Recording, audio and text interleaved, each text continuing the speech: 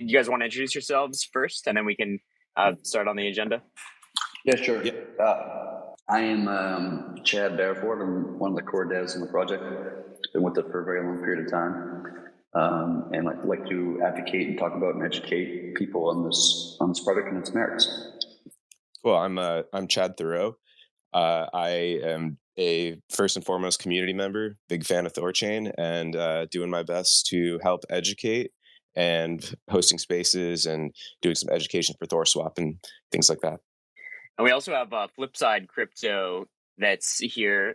If you want to just say a couple words before we start. Yeah, hi everybody. My name's Kellen. I'm here. I'm a data scientist with Flipside Crypto, and also very much a THORChain enthusiast, and excited to be with you guys today. We should pull up Orion to the stage as well, because he's probably the best person to talk about synth war games and such. Yeah, agreed. Let's see if Orion's available. I'll send an invite. I'm morning. Orion. I work at Nine Realms, helping to build THORChain, and super excited to be here. Hey, good morning. Awesome. So now that you're here, Orion, maybe you could start off on letting us know what synths are and what is going on with synths on StageNet coming very, very soon that we talked about yesterday. Yeah, sure. So for everyone in the community, so synths are a backed kind of representation of assets on THORChain. The idea with synths is that you have your native asset and rune, and you can mint a synth by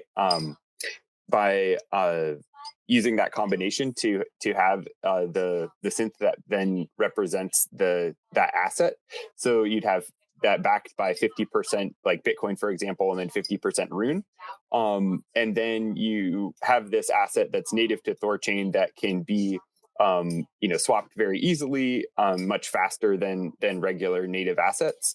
And then that also provides the foundation for THORify features coming down the line. So this is kind of the first step towards that kind of feature set rolling out.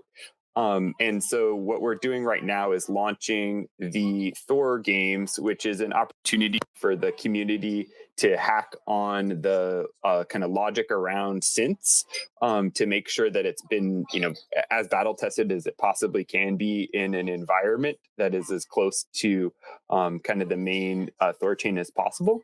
And that's where kind of StageNet comes in. For folks that aren't aware, StageNet is basically a kind of a clone of THORChain, but that is much smaller and guarded. It's entirely controlled by Nine Realms right now, just so that we have kind of complete control to make sure that everything is working properly. We can roll out fixes really fast, and we can test everything there, and then once we're comfortable with it, then it would move over into onto THORChain. So that's kind of the high level piece here. Thor Games is an event that we are just about to launch probably next week sometime. And the idea there is, getting folks into the code base, letting people, come up with weird economic situations with synths to just see if we can find all of the edge cases in the wild and, get those all addressed. There's a whole kind of bounty program. As people find things, there's a whole submission process so that we can get these things addressed. I'm anticipating a couple rounds of this where, folks will find issues, we'll close the games, fix those, and then have another round. Cool. So I think you had said the first one might run for like a week or so. So it sounds like after that, then, maybe it would pause for a bit and then perhaps like run a second or third round of the same sort of timing. Yeah, exactly. So yeah, thanks. So the Thor or the first Thor games will run for 7 days, and when it we get kind of the green light, we'll choose a starting block and ending block. And the idea there is that we want to kind of concentrate all of the activity in a period of time, so that as we're going through to kind of understand the behavior of what's happening, we have kind of a bounded period of time to look look back at. And so we're going to run it for a week. If there aren't any vulnerabilities disclosed, or the community feels like we need more time, we can continue running it. But that's the plan for now. It's possible that we might find some sort of vulnerability of some kind, or some sort of critical issue, in which case we can patch that on StageNet and then rerun the test again and have people once again be on it. But it all depends on, everything's kind of somewhat dynamic, so it's kind of hard to predict. But we'll see what actually happens, and we'll respond appropriately to what that is. Yeah, can we say how, what the bounties are and how people, how the actual submitting of an issue would go?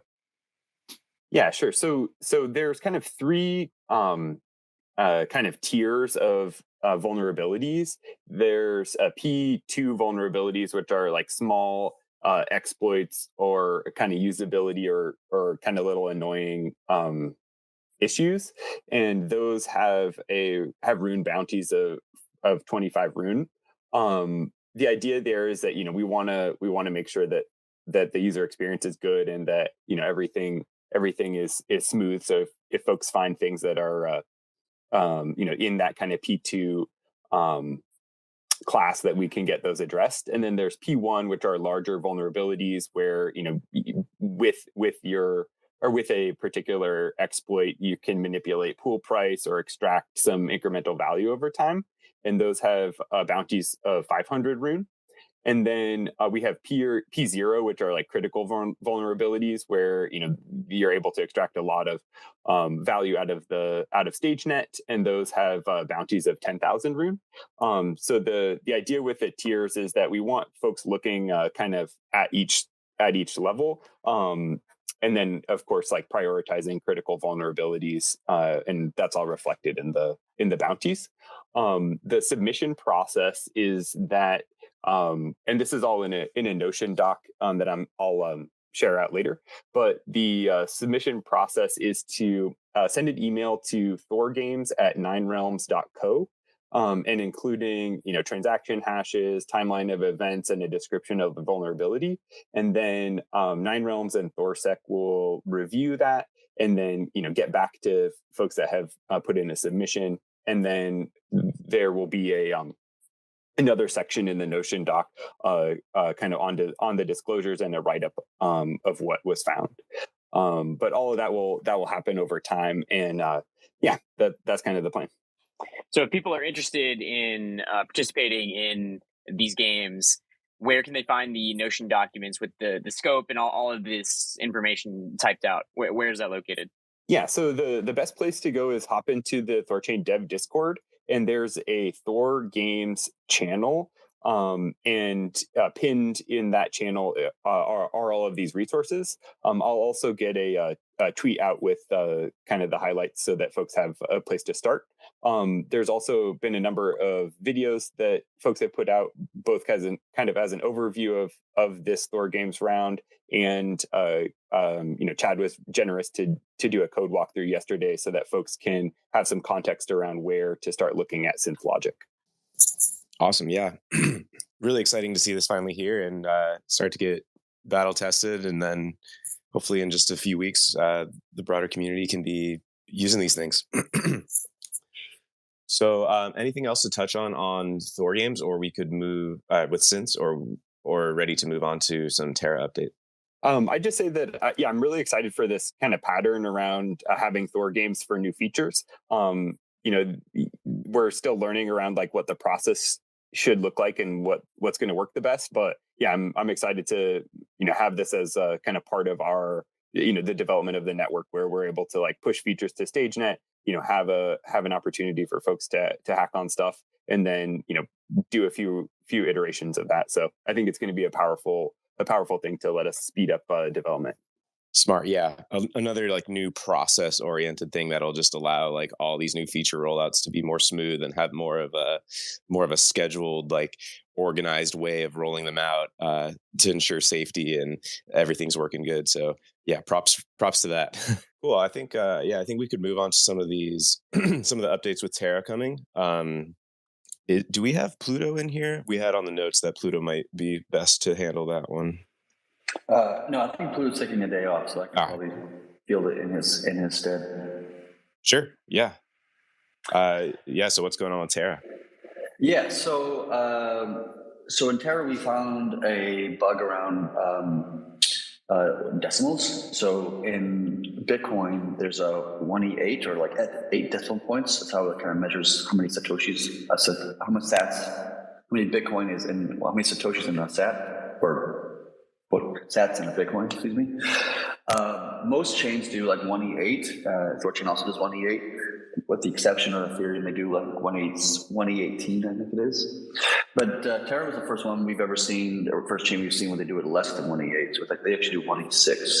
So that bug caused some issues in the network. It also caused some bugs around how it calculates gas as well. So we're kind of working those things out as well. But Terra is up and running again finally. We did a first churn, which moved all the Terra assets as well, which is really, really good. There's more work to do around the final approval, which will be probably next week, with the THORsec team to validate the code, make sure everything's on the level from a security perspective. We'll probably begin the mainnet rollout probably in a week or two, hopefully, and have Terra out by the end of the month, hoping. We'll have Terra done and running on mainnet by the end of the month, which will be great. Yeah, very exciting. I just went over to StageNet on THORswap, and I see that everything's back up. I see $900 of Luna liquidity. So the first seed has been planted. There's real Luna trading on THORChain StageNet, so that's pretty cool. Yeah, it's getting pretty close. At this point, there's a few minor bugs to work out, and we want the core team and the THORsec team to spend more time on that code base, make sure everything is good from a security perspective, have it all audited and that kind of stuff. And once everybody gives it the thumbs up and we'll feel it's good, strong, all that kind of stuff, we'll roll it out to mainnet, and the network will now support UST and Luna, but will not support CW20s at this time. Right. And just so people understand, like it won't directly, but with like aggregator stuff coming, like there will be it'll become extremely easy to still do that even without the direct pool, right? Right. That's the intention, is that we'll set up some aggregators on each chain. And so you can start with a CW20 on TerraSwap, for example, or you can start with like an asset on Osmosis or whatever, and be able to swap through those decentralized exchanges into THORChain, and then end up in whatever asset you're trying to get to on whatever chain you're trying to get to. That's going to be super powerful, and like, in my opinion, it's going to reshape the usability of DEXs entirely, not just for THORChain, but for every DEX in the industry, and I mean that in a literal sense. Because all of a sudden every DEX in the industry has access to every asset and every chain in the industry. Like, that's pretty, it's a kind of a ludicrous statement, but it's like 100% dead on. It's gonna be amazing. Yeah, it's insane. I keep thinking how like this kind of gives the name DEX like its true definition finally. Like, whereas for the past couple of years, it's really just meant like Ethereum DEX or Terra DEX or Solana DEX, and now it's like no, like DEX. Like, this is actually every one of these like island DEXs can potentially become a true DEX, like by plugging in. Yeah, super exciting.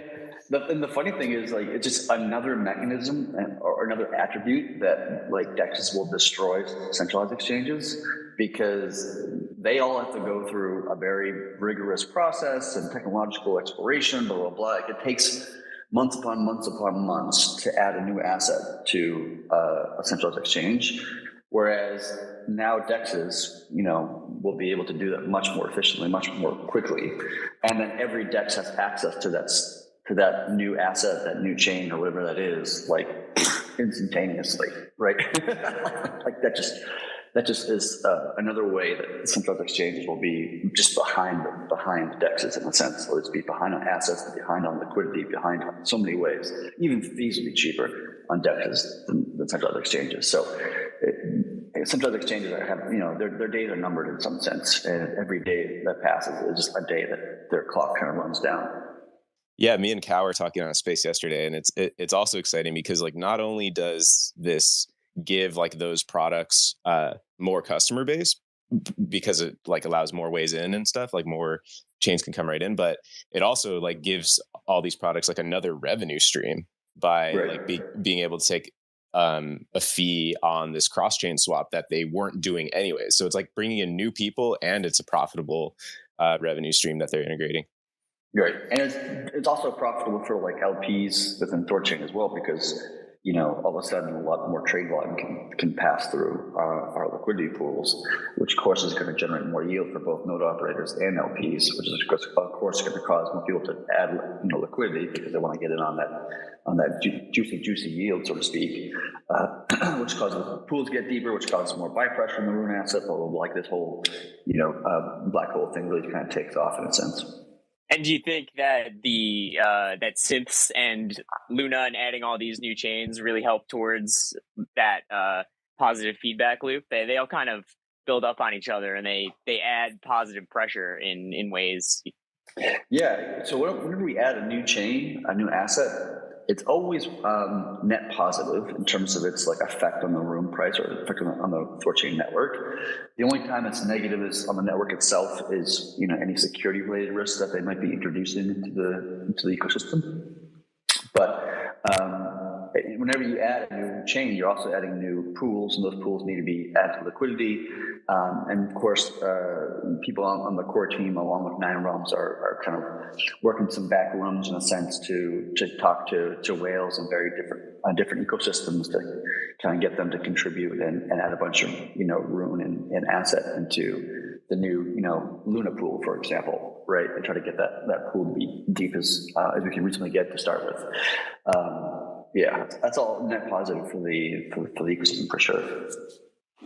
Yeah, and I think a lot of people are really looking forward to the Luna pool coming online and adding liquidity there. It's going to be great having another really low gas chain on the network, because those we've seen this with the BNB chain, how high those APYs are, how much trade volume goes through them because of the low fees that are associated with them. So once Luna and UST are on the network, I'm sure that'll be just really positive all around, and it brings a lot of exposure to that community and those people as well.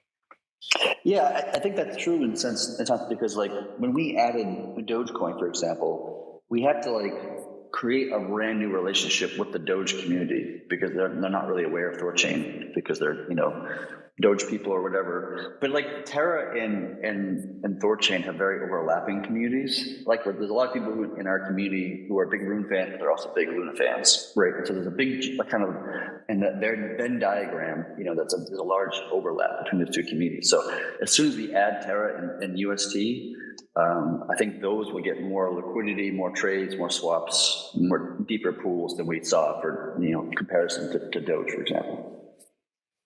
Yeah, huge overlap there. And similar to even with rolling out Doge, how we talked about this like fundamentally changing Doge, like it does that with every chain that's integrated, because here we have UST, which is like the mission of being a truly decentralized stablecoin. And now like that can be that could be the highest volume stablecoin on THORChain. I mean, I think there's a really good shot at that. And then now that UST is directly linked to all these other native assets on other chains. So similarly, like this is adding more function to Terra and allowing all that liquidity to go in and out of Terra to all the other chains. So yeah, absolutely. Like the number one stable coin on THORChain right now is BUSD. And the main reason why that is, in my opinion, is two things. One is the block time is very fast. It's like 300 milliseconds or something like that for Binance Chain. But also because the gas prices are very cheap on Binance Chain. So if you want to like risk on, risk off, your BTC investment, you might be swapping from BUSD to Bitcoin, and BUSD to Bitcoin or whatever. And that's just much more efficient in terms of capital, in terms of cost. And so rather than going to like, USDC, which is going to be a lot more expensive because of gas fees and timing and all this kind of stuff. But once we have UST on the system, it's a good possibility that UST will surpass BUSD as like the kind of the favorite stablecoin. And I would argue that that's likely to happen, just in my personal opinion, just because USD is just a far better design for a stablecoin than I would consider BUSD. I don't really trust centralized corporations personally, and you have to trust Binance Corporation to feel good about the BUSD peg. And and they do good, to be fair, they do a good job of it all. But I'd rather trust the centralized economic model than CZ to get it right. 100%. Yeah, I think you're spot on. I think it's used right now because it's the cheap, fast option that we have. But I don't see anyone, putting BUSD in their Twitter name or something like that. Like, it's not something people are necessarily as passionate about as UST, which like really stands for something similar to how absolutely. Yeah, same way as like THORChain really stands for something. Like they go hand in hand. So yeah, it's going to be number one, I think. Yeah, I mean, if you care about UST, if you're a fan of UST, I can probably infer from that you care about decentralization, right? And now for the first time, you can trade UST in a decentralized way to other assets like Bitcoin and Ethereum and everything else in the space. And that's that's really big for the Terra community for sure. Like, they're all about decentralized stable coins and this stuff. And the fact that you can use a centralized exchange to go from Bitcoin to UST is kind of like defeats the point to some degree, right? And then all of a sudden with THORChain, like, we're going to allow you to swap your Bitcoin to UST in a relatively cheap fashion, as cheap as it can reasonably get, right? And they will get cheaper and cheaper the deeper the pools get, just naturally speaking. So I'm super excited about it, and the Terra community should be super excited about it as well. It's also worth mentioning that any app in the Terra community, any service, can integrate THORChain and then access liquidity of Bitcoin, of let's say Bitcoin Cash, or any other coin that's on the network, native Dogecoin, for example, and then they can access that liquidity to power their app. So if they're a completely Luna based service or token or whatever, they could integrate the service on their app, and that can also serve as another revenue stream through affiliate fees and whatnot. So there's a lot more that THORChain powers than just the THORChain pools. It can enable other businesses to operate and expand their own customer base through the currencies that they accept and offer. Yeah, absolutely.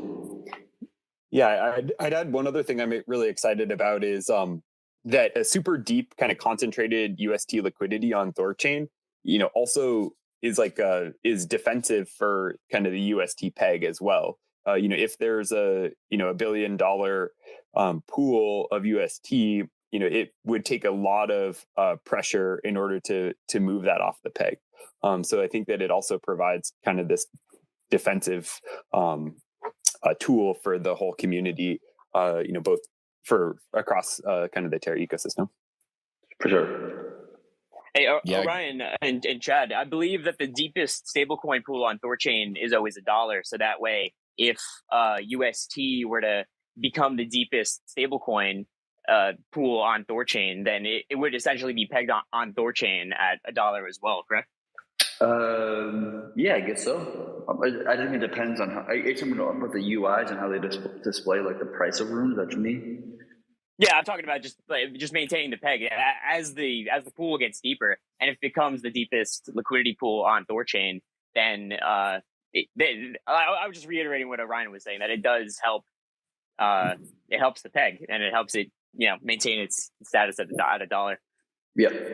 Yeah, I mean, prices on THORChain are just set by the market. Like they're not some kind of Oracle feed thing. Like, it's just pools and arbitrage and stuff like that. So if UST becomes a $1 billion plus depth pool, then that's actually helping, because it's another revenue stream for our bots to help maintain the UST peg on THORChain. Because if it got off, then they could profit on that arbitrage by sending that UST out, burn mint, whatever, to close the ARB. So yeah, actually can help. One, it's a huge place for like deep UST, and obviously all lunatics want to see deep use cases for UST. And then plus that, it actually could help maintain the peg once it gets really deep. Yeah, the deeper the pool is, the more capital that's required to alter the price, right? So if the pool, if you have a costs X amount of dollars to change the price by 1 penny, for example, at one depth, if the depth doubles, then it probably costs at least double, if not more, to actually change that price by a penny. So the amount of pressure that's required to destabilize the dollar, the peg, it becomes increasingly high the deeper the pool becomes, which is really nice. It kind of becomes more and more secure in some sense. Awesome. Yeah. I mean, the Terra integration is endlessly exciting. I'd be down to talk just about that for like 3 hours. Maybe we can move on to the point about going all in on THORChain security. So I believe this was tied to the unlocks and like things like that, and going into node bonds. So yeah, what's going on there? Yeah. So as you can.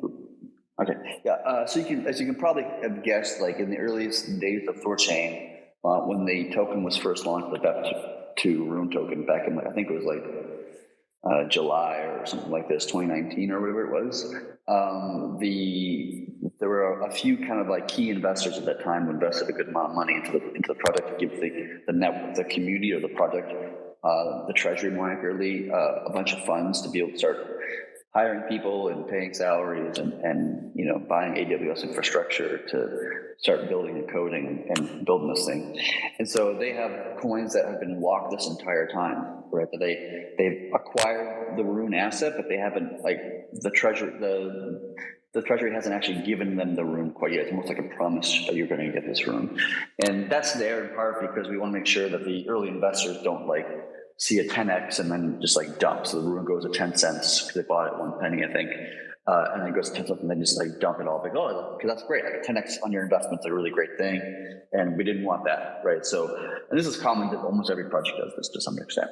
And so there's an unlock, there's a lock period of how long the Rune is locked, and then an unlock period of like how it gets rolled out, blah, blah, blah, and all this stuff. And they've been waiting patiently this entire time to get their Runeys, in a sense. And so the core dev team wanted to make sure that all that Rune that's going to be dispersed to those people in the future is going to be utilized Rune instead of being dumped on the market or whatever and pushing the Rune price down. That Rune will be put to work and to add security to the network and add to the bond of the network. And so there was just a series of conversations that the core people had with some of those investors to kind of come to an agreed upon terms of, we'll give you the kind of Rune kind of earlier than we initially said, and as long as you abide by these rules of the Rune that you're getting, you're going to run a node or several nodes, whatever it is, to provide security to the network, and then you'll have some unlock thing. You can keep the yield that's being generated. You can sell that off if you want to, and then you can do that for I think it's like 12 months or something like this. And so that kind of helps keep the security of the network deep and adds more Rune, so we can push to that 100 node limit that we're looking for at the current moment, so that we can start once we get to that 100 node limit, and then it becomes a battle, a capitalistic battle to still operate nodes.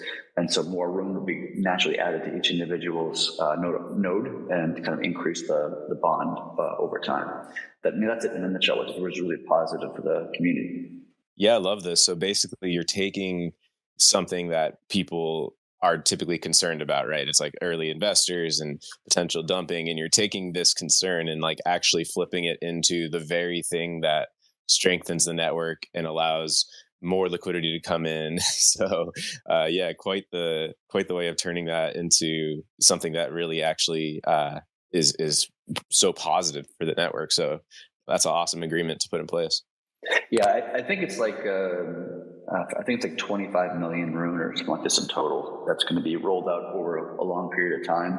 Yeah, I think each month they get a little bit unlocked, and then each month they get a little bit more unlocked, and they just keep on kind of building more nodes and adding to the network, and that should be more than enough needed to get to that 100 node cap, and then everybody starts kind of competing with each other to maintain their node.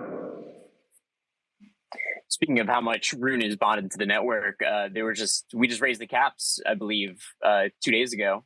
Not we, but the caps were raised 2 days ago. It's 24 million Rune. So there's currently just about 4 million Rune in room for liquidity to be added to the network. So yeah. So Chad, do you want to talk a little bit about the caps and what will be going on with the caps in the future?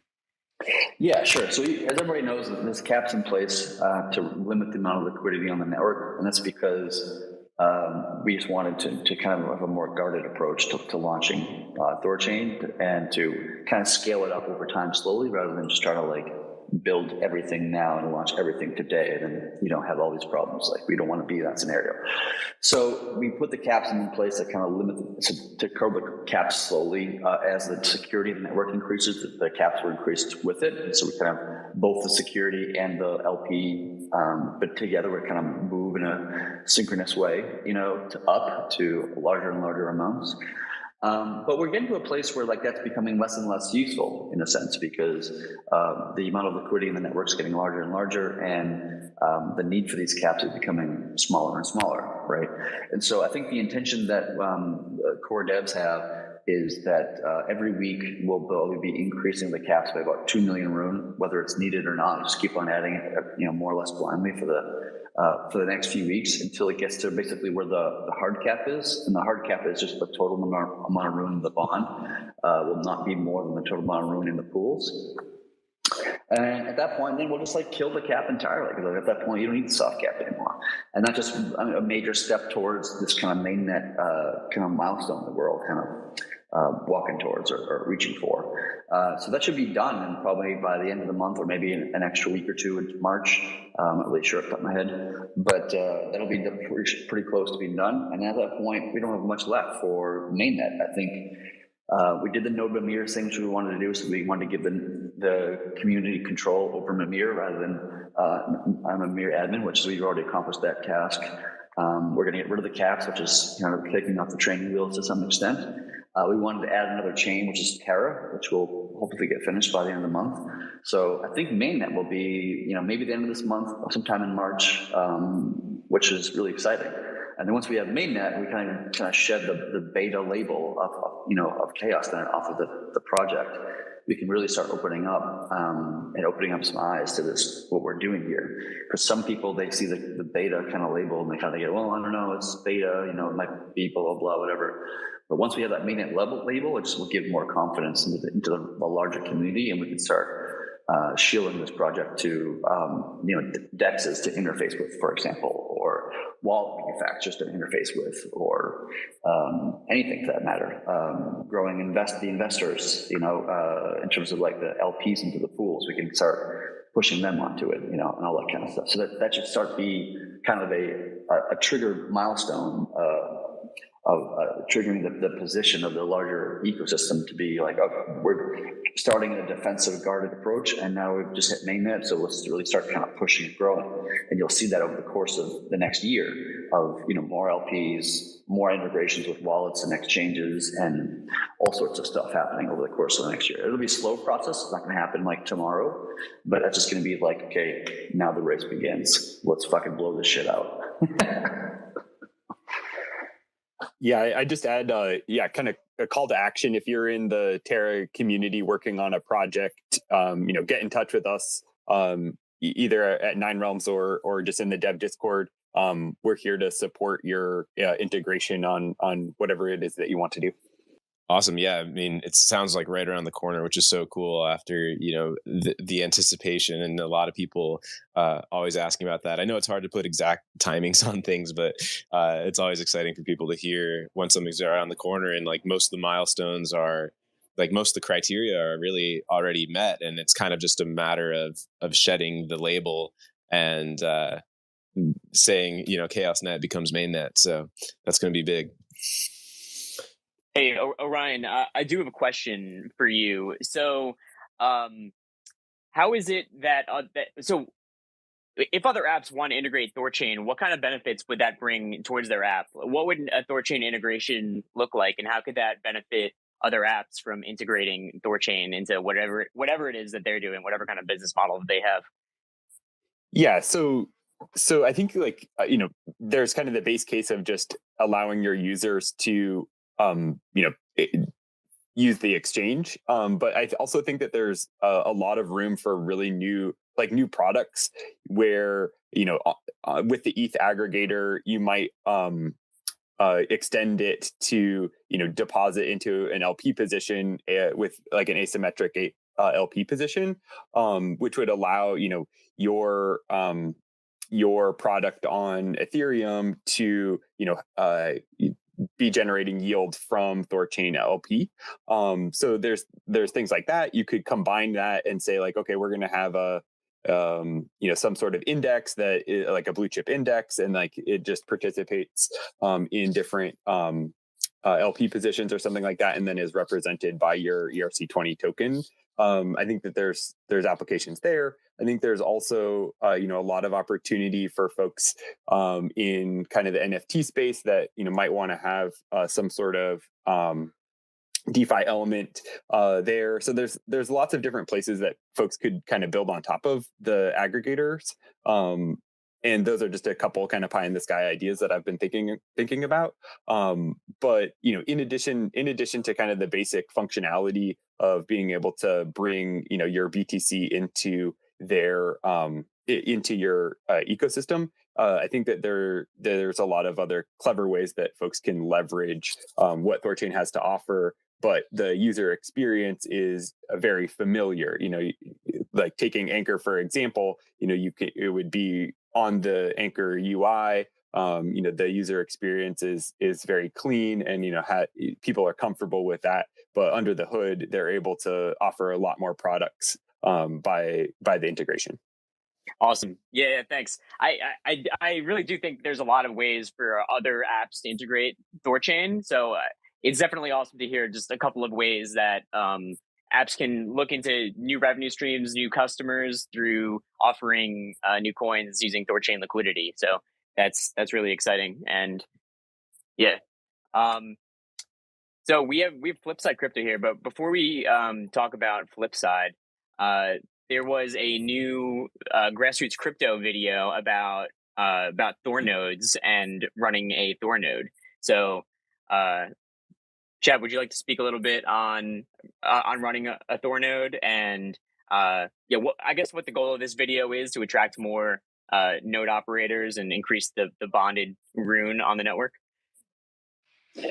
Yeah, so running a node on THORChain is not the easiest thing in the world to do from a technical perspective. It's definitely more difficult than running a node for like Ethereum or Bitcoin for that matter, because you don't have to worry about a single daemon to execute, which is obviously a lot less than like 7 or 8 or 9 or whatever the hell the number is today. And so I think the intention of this video is just to kind of give kind of a basics, like at least a first round kind of starter of like a 101 of like, how do you run a Thor node, right? In terms of the experience of it, like we've tried to make it as simple and clean as possible. And so the amount of effort that it takes to actually spin up a Thor node, relatively speaking, is actually not that bad. Even the spinning up of the actual infrastructure on AWS or DigitalOcean or Microsoft Azure or whatever else out there is like very simple, because we have some what's called Terraform scripts, which just like automates that process of actually spinning up the actual like physical hardware on the cloud provider. And then we have another repo of like how we actually install all the software and all the different daemons and configure all the Kubernetes cluster to have these many pods with this kind of memory and blah, blah, blah, and all these like PVC storage, blah, blah, blah. All that stuff is really complicated, but it's all abstracted away for you, which is really, really nice. The negative of all that is that like by making it so easy for people to spin up a node, like if something goes wrong, and they don't know what PVC is, for example, then they're going to struggle real hard to get to fix their node, in which case, they're going to have to ask people in the Discord, like, hey, I run into this problem, how do I fix it? And depending upon how technically proficient they are, they might struggle pretty hard of kind of figuring that out. So I think this first node, this first video is kind of at least a first step to help educate our Thor node community our node operator community to become more aware, more deep, more informed, more educated, so that they can run their nodes more effectively and more consistently. We haven't really had too much of a problem with that in a sense, because we've had nodes go offline or binary statements break or whatever, but like it never actually has. I don't think it's ever actually impacted the actual network. It's caused a single node to go down for a few hours, but that doesn't really matter in the context of the network. So we haven't had much of an issue in this regard, but still, you want everybody to be as educated and knowledgeable as possible, obviously. Yeah, interesting balance between like making it simple, but then needing people that can actually fix something when something goes wrong. How would you describe like the ideal person, or even like the minimum technical requirements? Like who's kind of like the minimum right person to actually try to spin one up? Well, you can always start from zero. That's definitely possible if you have the time, if you have the energy, the effort. And I remind you that if you do actually run a Thor node, like it's very profitable. You can literally live the rest of your life on a Thor, running a single Thor node. Like it makes that much money, that much income. You can just live off of it. So you can consider it to be a full-time job, and because it makes that kind of money, then it beseeches you to spend the time and the energy to what is Linux? Starting less than 101, starting 100 here. What is Linux, and what is a Linux terminal, and how do I SSH into it, and how do I change directories and find my current working directory and all these things. We've abstracted away most of that. Even that stuff is like abstracted away from you. We have those little scripts that run in the background on your behalf, so you need to do those things, which is kind of really nice and easy and convenient. But you should always be able to do that, right? It's almost like if you own a car, you don't necessarily need to be a mechanic, right, to operate the car. But if something breaks, it'd be a good idea if you could change your own tire, right? You don't want to have to call AAA because you have a flat tire, especially if something like that, kind of relatively simple. Hopefully, you're educated enough to be able to get a jack and lift up your car and change out the wheel on your own behalf without requiring some third party to come into the picture to change your tire for you. But yeah, I think you can start from zero. Obviously, somebody who's more knowledgeable is better than somebody who's less knowledgeable, but there's no reason why you can't acquire that knowledge. Yeah, awesome. And as you mentioned, it being so rewarding, I mean, sounds like, a great thing to spend your time on. Obviously also takes a minimum of like 400,000 or so rune at the moment, but I believe it works out to roughly a 30% APY, somewhere in that range, or yeah, it's about that. And even if you don't have 400,000 rune, this is a PR that's open that hasn't been merged yet around a pooled validator, where it's possible that you can run a validator and not really have any rune at all. And so you provide basically no rune, and then you get some wealthy friends or something like this to provide the rune on your behalf. And then you run it, and they profit from it, and you take up like a percentage of the yield, right? You take and you can set it to whatever you want. You can do 100%, or you can do 1%, or even less than 1%, definitely.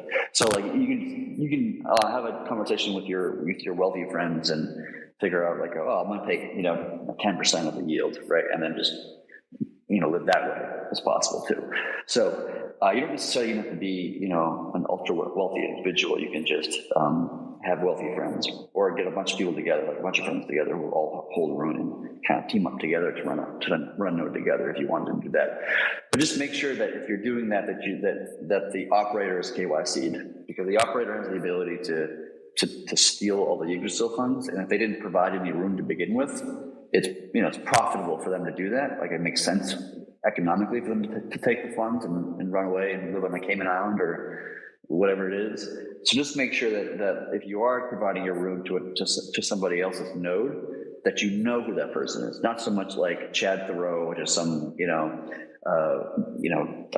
alias on Twitter or Discord, but you actually know who they are. and you actually have identity, and you trust that person not to run away with your money. Yeah, don't send me your rune. I don't know how to set up a node.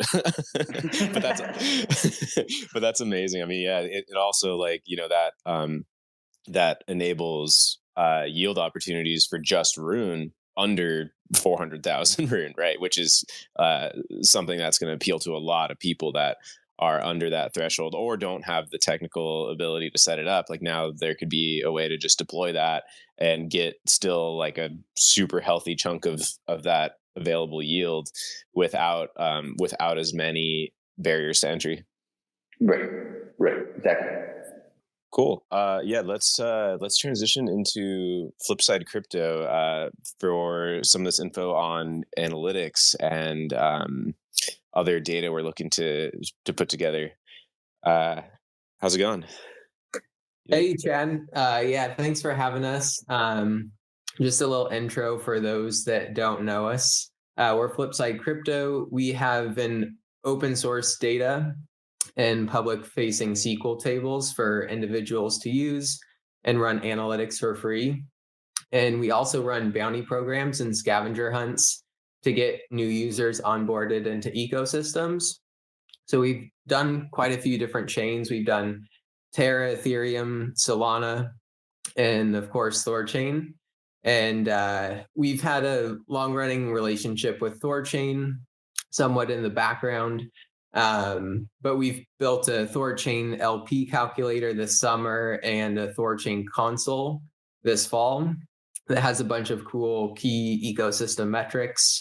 And we've also been running our bounty program and scavenger hunts, where we pay out users in native rune to do certain tasks on THORChain, like getting their wallet set up and LPing for the first time. And then we've also built out THORChain.vision, which is a web app that lets you access all these tools in one place. So we've been sort of supporting THORChain for a while. And recently we've been talking with JP and Orion and a few others to figure out how to better add value to the THORChain ecosystem. And one thing we really want to lean into in particular is sort of strengthening this feedback loop between us and the rest of the community who want their questions, any sort of data or analytics questions answered. THORChain is such a dynamic ecosystem right now. We're adding more chains very consistently. We're raising caps. We have the synths coming out soon. And up to this point, it's mostly been just a small group of us that have been sourcing these bounty questions, which users will then take and run analytics on. And one thing we really want to shift and lean into more is getting some of these key stakeholders, node operators, just more people in the community to sort of come up with these questions for us to run through our bounty program. And I think the questions and the results that come from that will be sort of a lot more powerful in that way. And I think we'd also love to sort of be able to take the results from those bounties and present the findings at community calls like this. And yeah, just generally trying to help further and drive the understanding of the ecosystem forward from a data and analytics perspective. Yeah, I'd say Flipside has been a really awesome partner and a real superpower, letting us get kind of introspection into what's happening on the chain, and also for just analysis and reporting around kind of key KPIs as well. So it's been a really awesome to leverage the work that they've done in their platform. If you write SQL or have questions about THORChain data, I definitely recommend signing up for a Flipside account. Yeah, and Orion's been super great, just sort of helping us understand the ecosystem better, and also sort of helping to source some of these questions. And yeah, I think one thing we're looking for is more people like Orion that really understand and want to drive certain, just certain findings forward, to sort of reach out to us either through our Discord, and just in terms of things they want to know or understand better about the ecosystem. Awesome. What would be like the best way people can submit ideas to you guys? Yeah, probably the easiest way would be hopping on our Discord. We have a THORChain channel there, and people can come in there and ask questions. And then we also have a sort of bounty sourcing question tool, which you can reach out to us to find it. But yeah, probably the easiest way is hopping in our Discord, jumping in the THORChain channel, and then we can direct you from there. Awesome. Yeah, it's cool to see people like earning rune too by doing this. So and providing like really important data to the broader community that kind of helps direct focus to like the things that matter, and that it's like a flywheel with what then products could focus on and things like that. So definitely important stuff you're doing. Yeah, for sure. Thank you. Hey, flip side, is there any interesting like correlations that you guys have found through any of your data analytics, or what kind of data is it that you look at using your guys' data dashboard? Yeah, it's been a pretty broad scope of things so far. We've had hundreds of bounty submissions already. But yeah, a lot will be looking at certain correlations, like when we're adding new chains to the ecosystem, how does that help onboard new users, or general growth of the ecosystem over time? So looking at sort of when new wallets are created and plotting that over time, and you can kind of see kind of like you're saying, when the ecosystem adds like Doge, let's say, you can see sort of a spike where that's happening. Things like that are sort of what we look into. Another really cool analysis that was done kind of built these sand key diagrams that look at, what is the, if people are going from like BUSD, where are they going, what are they going to, and vice versa. That was a really cool analysis to be able to kind of better understand, what are people swapping between common patterns there. So I'll try to get a link up to share that, but that came out of Flipside work, which is really cool.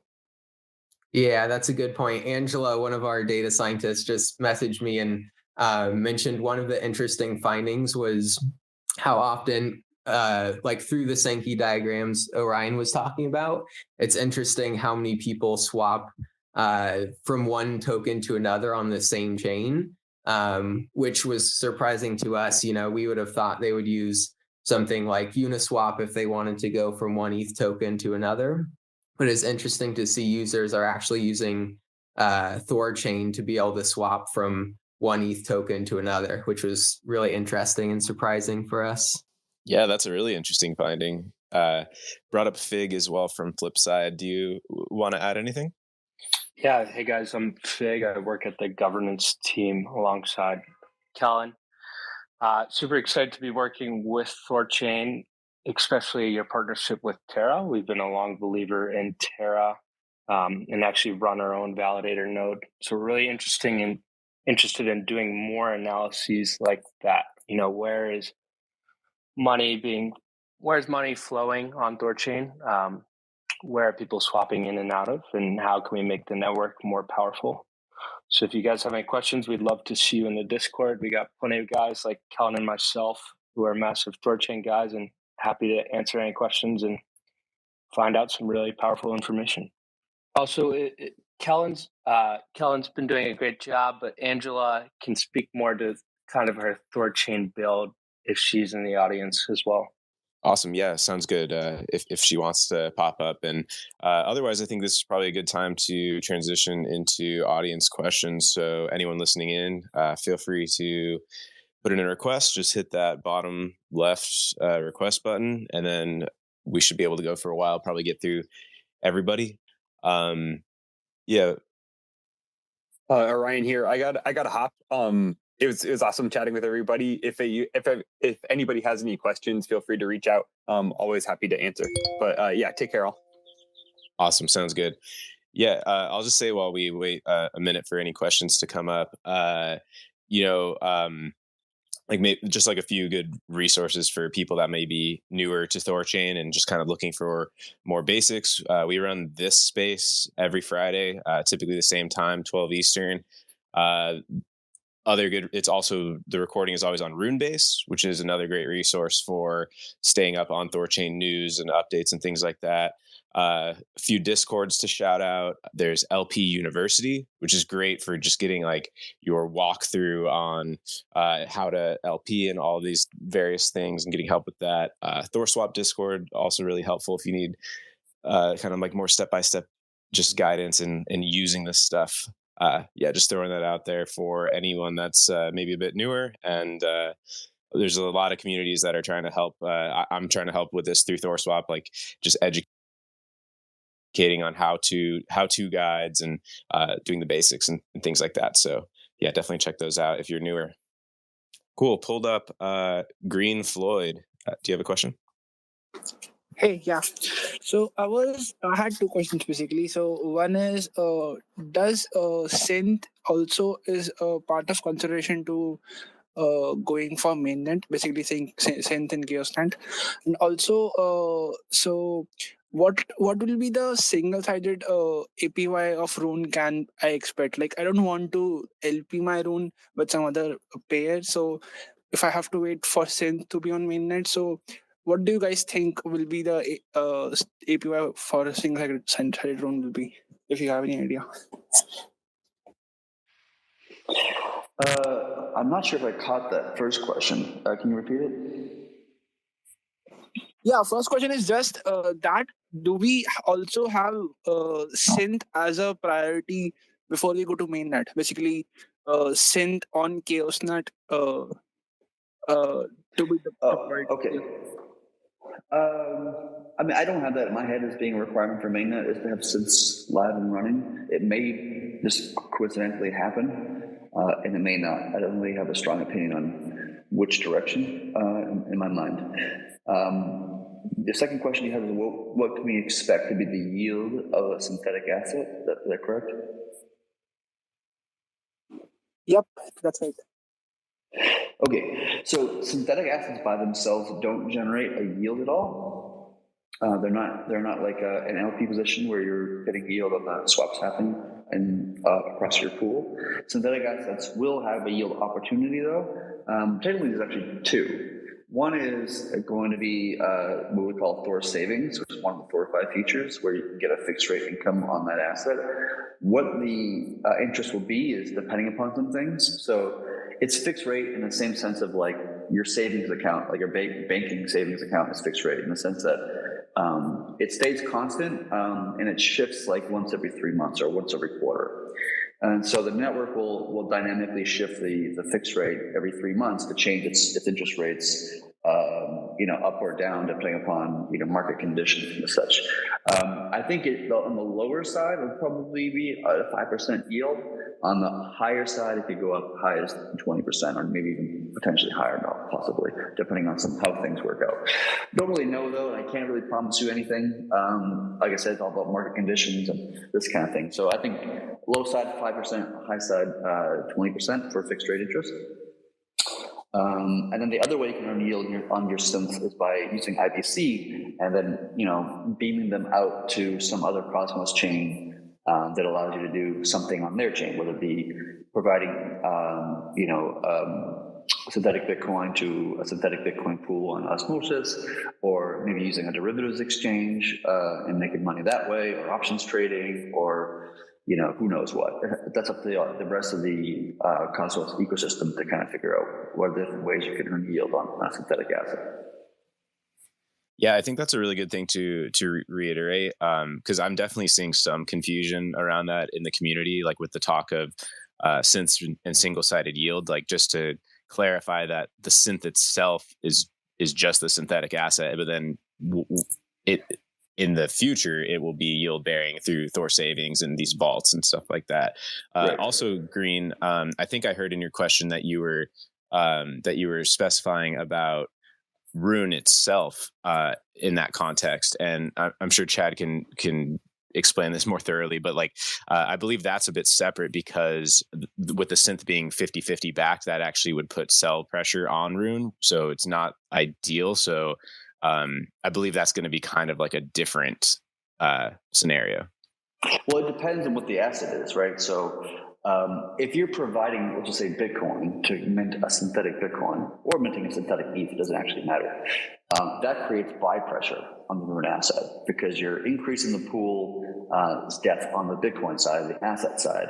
And so then you need that an arbitrage bot needs to acquire Rune from the market to, dump Rune, to swap Rune into the pool and then extract some of that Bitcoin you just put in. And so if you're minting a synth from an asset, then it's creates a buy pressure on the Rune asset. If you're minting synth from the Rune asset, then it creates sell pressure on the Rune asset because somebody is acquiring Bitcoin from the general market and then swapping the Bitcoin to extrapolate Rune out of the system. So it depends on which asset you're doing to mint that synthetic. In fact, there's some debates internally of like, maybe the only way you can produce a synthetic is through an asset and not providing Rune directly. But that comes a little bit, with some caveats and things to consider. So I'm not sure if that'll actually happen or not, but it's just one of the thoughts that people were considering. Cool. Yeah, I think in his question was just about like earning single-sided on Rune, like a Rune synth. So it sounds like that case puts the cell pressure on it, so it's might be a bit different than everything else.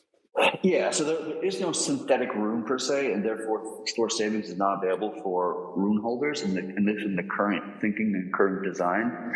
If you want to earn Rune on your Rune, the best way to do that is providing Rune to the security of the network. And that's what we want to do. Like we want all the, as much Rune as we can get to the security of the network so that the pools can get as large as they can.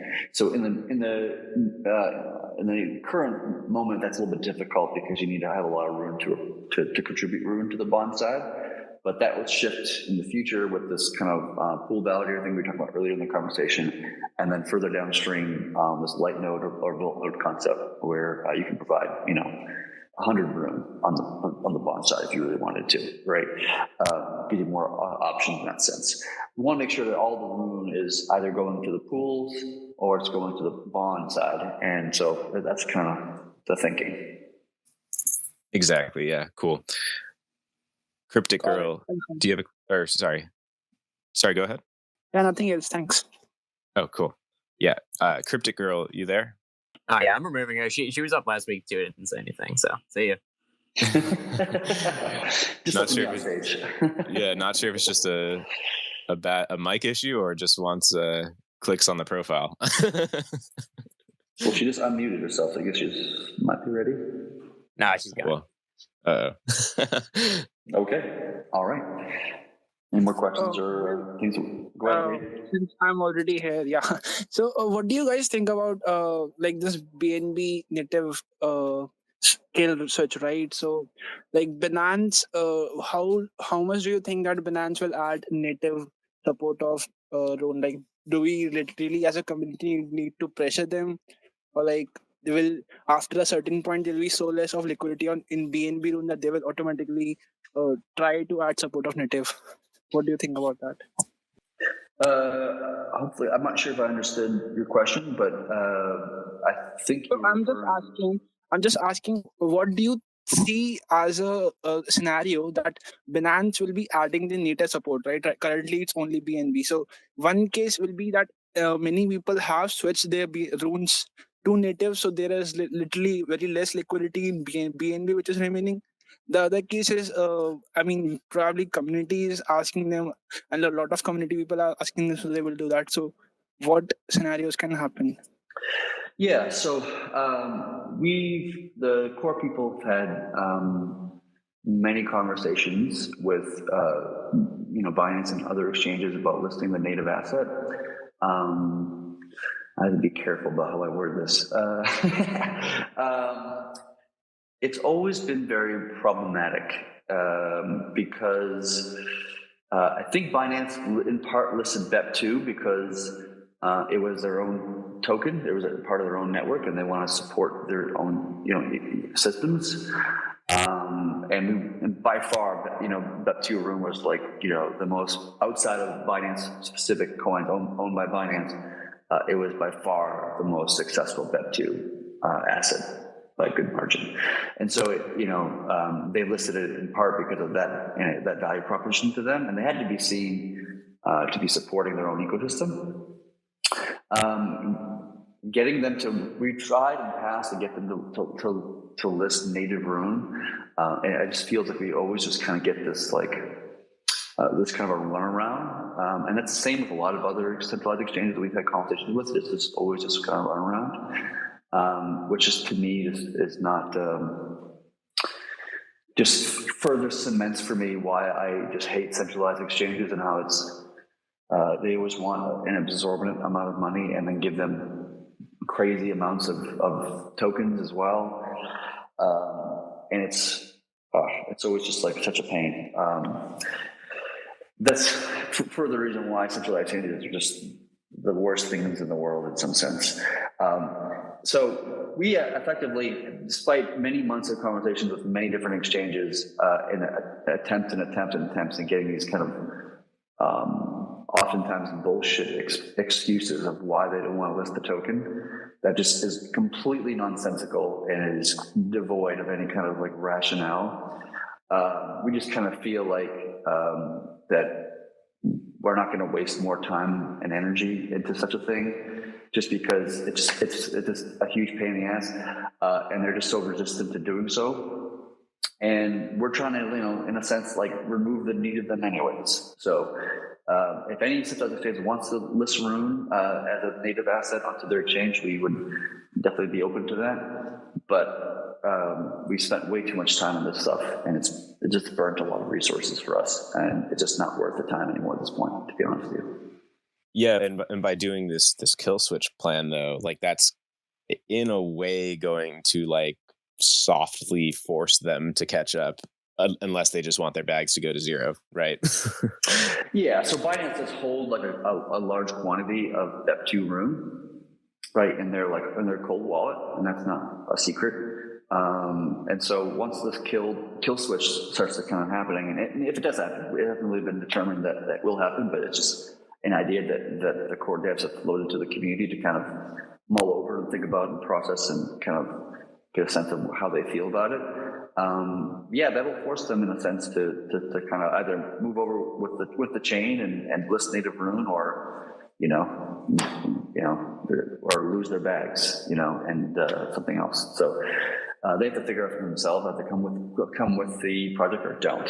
And either way, to be honest, I don't really care. I would prefer they come with the project, obviously, and move with us. But if they don't, I'm not going to lose any sleep over it. We're still going to move forward. We're still going to advance the greater crypto, infrastructure.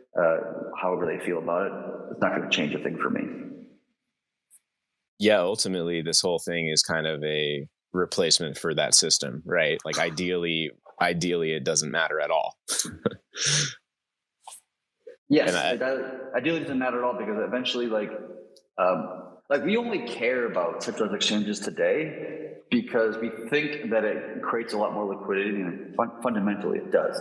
But once we get to a place where it's so easy to acquire any and all assets within your own wallet, like in your trust wallet or in your ledger or in your exits or wherever it is, the thing that you have, you don't give two shits about centralized exchanges. All you care about is where do I buy some Bitcoin? Okay, Coinbase or Gemini or Binance or whatever. And you acquire your Bitcoin or you acquire your ETH or whatever the hell it is. And from that point, you can just go ahead and acquire what the fuck you want. It becomes, a no-brainer. Why would you want to go through the UI of a centralized exchange and pay all those fees? It takes friggin' an hour and a half to do it, because you have to upload your Bitcoin, which takes an hour and a half for them to fucking observe it, and then you finally get it, and then you have to trade it internally, and then they hold it for some period of time, and then you try to withdraw it, and it's oh man, the whole process just fucking sucks, And we do it because we have to, we don't do it because we love it. Nobody loves using their centralized exchange. It just doesn't exist. But we all love to use our wallets and to say, oh, I have Bitcoin and I want Ethereum. Done. Like that becomes such a simple thing. Like it's just kind of silly in some respect. So in the long term, these such exchanges are going to be, going to have a trouble. They're going to have some major issues. In the short term, they can go ahead and reign as kings of the crypto world, but their days are numbered in that sense. For sure, agreed. Like as soon as on ramping to your own wallet is more simple, like that'll kick it out. Because I mean, right now it's just the normie argument, right? It's like if you're getting somebody that's brand new, like, oh, how do I buy Rune? It's like, well, set up a wallet and protect your seed phrase and transfer to THORswap. It's like it can be a lot for somebody that's like completely brand new. But as that becomes abstracted away and becomes really simple, then why would you want to let a company control all your funds? And yeah. I'm with you. I have a quick question on related to the kill switch in a way. So obviously, like there's all the talk about phasing out BEP2 Rune, phasing out ERC20 Rune, because native Rune is what is actually useful in the network. But then at the same time, we're talking about introducing IBC Rune. So I'm curious, how do you think about that, and why is that case different, or maybe you don't think it's different, but it's like the phasing out of two while phasing in of one. Curious about that. To me, it's different because an IBC Rune, which technically is also a wrapped asset, because whenever you're using IBC, you're always wrapping assets and then minting them somewhere else. It is derived from, it's almost like, think this way, ERC20 Rune, native Rune itself is derived from ERC20 Rune and BEP2 Rune. Like every native Rune that exists, every single one of it in the current THORChain network was minted from a ERC20 or BEP2 Rune. That's where it comes from. IBC Rune is minted from the native asset, right? So right now, the BEP2 asset and the ERC20 asset is kind of like the lowest point of, if you kind of think of like hierarchy of the lowest point there, and then native Rune, and then IBC Rune sits on top of it. The idea is you want that native Rune to be like the lowest point, to be the kind of the anchor, if you want to call it that. And so once we remove that kind of what is currently the anchor of ERC20 and BEP2, in the sense of you start from there and then you mint native Rune, then you get to a place where native Rune becomes the anchor of the network and anchor of every other Rune wrapped asset that exists, in whether exists in IBC or whatnot. It derives from the native asset, which is what we kind of want to do. Does that make sense? Yeah, it does. No, thank you. That's a great answer. And that puts it into perspective, right? It's like BEP2 was a way to mint native Rune effectively out of thin air, in a sense, right? It's a one-to-one exchange, but you're minting native Rune, whereas this is going the other way. It's like, okay, now native Rune is the base, and we can, beam out IBC representing that. Right. Yeah, every native Rune is minted from and burned from a BEP2 asset or ERC20 asset.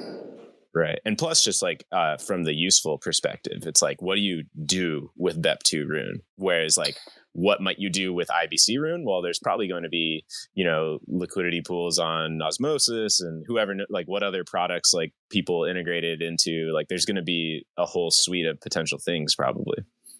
Yeah. The only reason why you hold BEP2 Rune really is for speculative purposes, right? And maybe you'd like the support of the BEP2 asset better, in terms of how many wallets support it and how easy it is with Ledger, and now you can get Ledger on Rune today. It wasn't true, a couple months ago. And maybe you want access to a Binance DEX to swap between a stable coin or BNB or whatever. But as we burn more BEP2 Rune into native Rune, then the speculative purpose of the BEP2 Rune becomes dwindles, right? Because there's less liquidity. So if you have a lot of BEP2 Rune, your ability to actually move it becomes less and less and less the more the BEP2 gets kind of minted into native Rune. So it becomes less useful over time, and that's part of the reason why I think we see,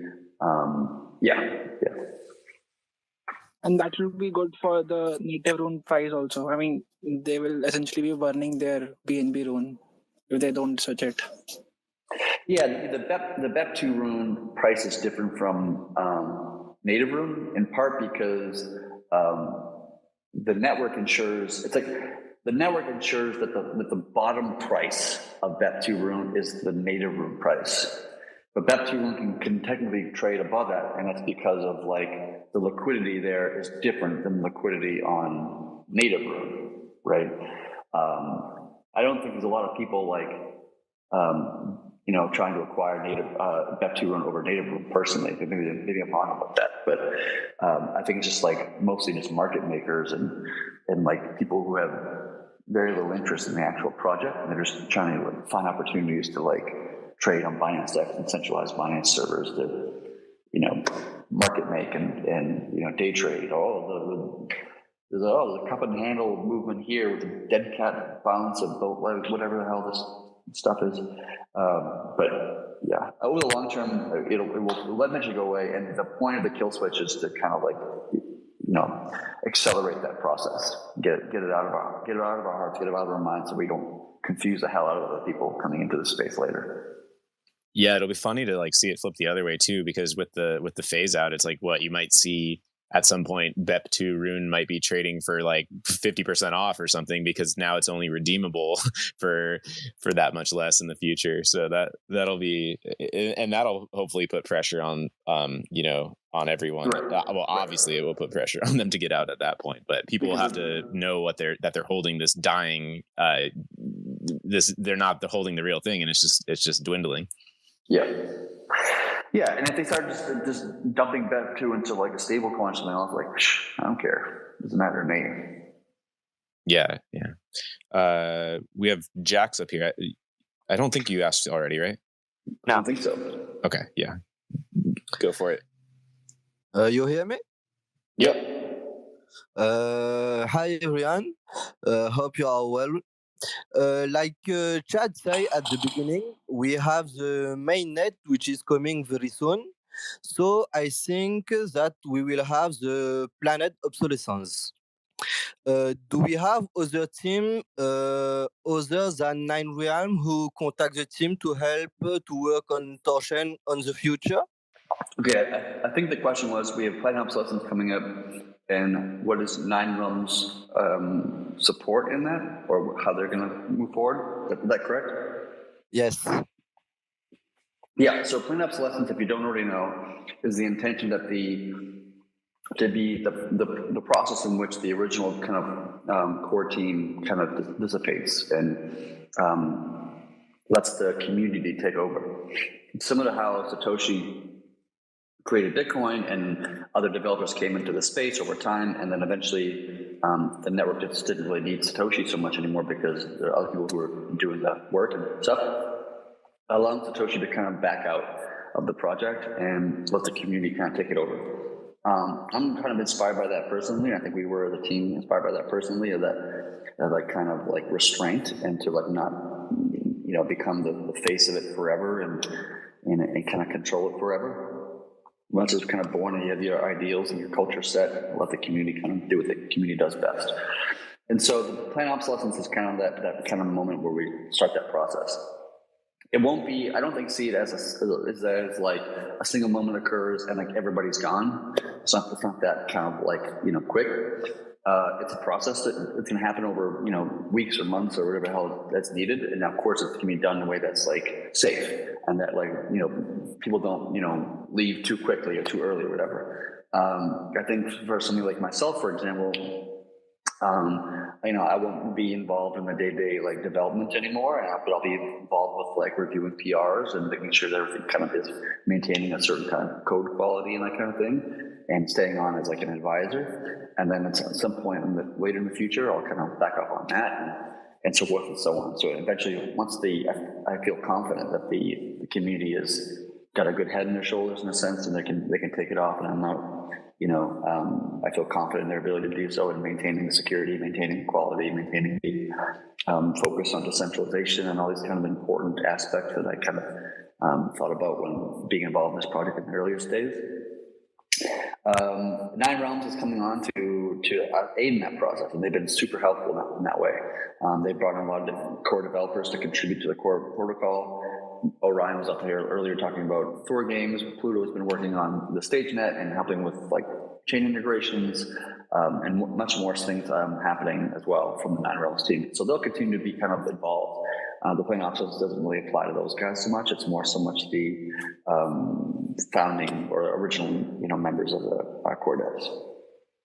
Got it. Thank you. You're welcome. Were there any other people that wanted to come up for questions? You can raise your hand. There's some Bitcoin laser eyes up here. If you want to ask whatever it is that you're curious about to one of the core devs of the protocol. We can give that a second, and then if not, wrap up.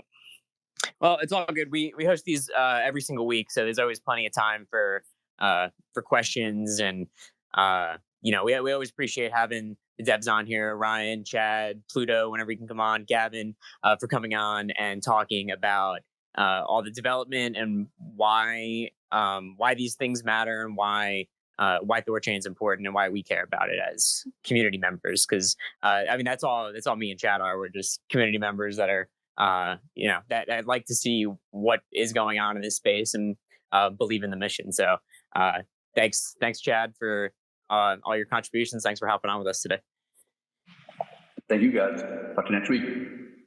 Yeah, thanks for coming on. And for everyone listening, I know people hop in and out and come in late, but these are always recorded as well. So you can catch it as a podcast on Runebase. So if you missed it and you want to listen to the whole thing, it's always there. And usually live every Friday at 12 Eastern. So yeah, tune in for the next one. Cool. All right. That's it. Yep. Peace. All right. It's familiar Later. now. I'll catch you guys later.